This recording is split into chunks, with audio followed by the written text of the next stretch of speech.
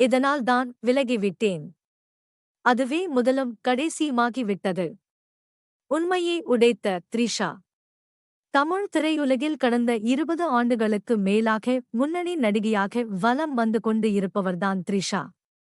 இன்றைய காலகட்டத்தில் ஒரு ஹீரோ 20 வருடங்களாக முன்னிலையில் இருந்தாலே ஆச்சரியமாக பார்க்கப்பட்டு வருகின்றது.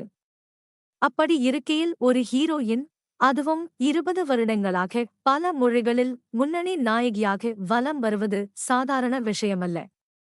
அப்படிப்பட்ட அசாதாரண விஷயத்தை செய்து வருபவர்தான் த்ரிஷா. சவுத் குயின் என அனைவராலும் அன்போடு அழைக்கப்பட்டு வரும் த்ரிஷா தமிழில் மௌனம் பேசியதே என்ற படத்தின் மூலம் நாயகியாக அறிமுகமானார்.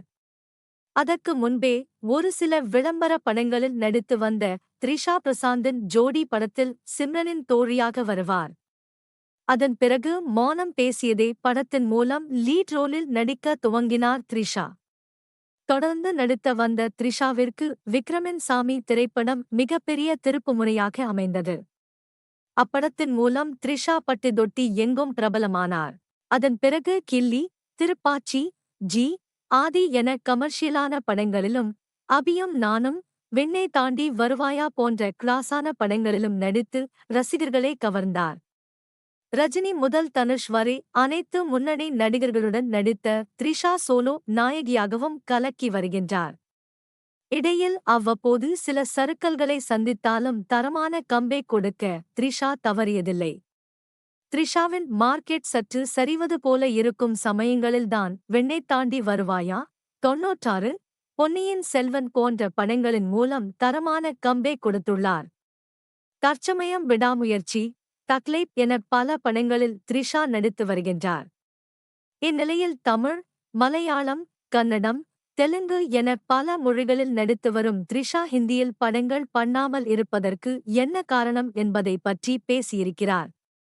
கடந்த 2010ஆம் ஆண்டு அக்ஷய்குமார் நடிப்பில் வெளியான கட்டா மீட்டா என்ற ஹிந்தி திரைப்படத்தில் நடித்திருந்தார் த்ரிஷா.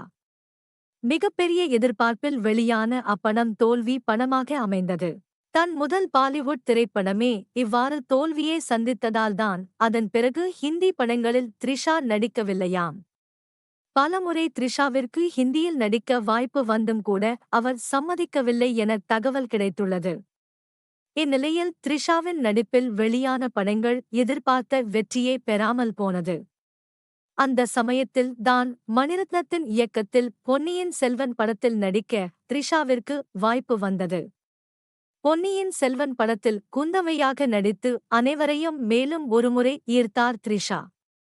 இப்படம் அவருக்கு சரியான கம்பேக் படமாக அமையவே தொடர்ந்து லியோ, விடாமுயற்சி, தக்லைப் என அடுத்தடுத்து மிகப்பெரிய படங்களில் நடிக்க கமிட்டாகி வருகின்றார் த்ரிஷா.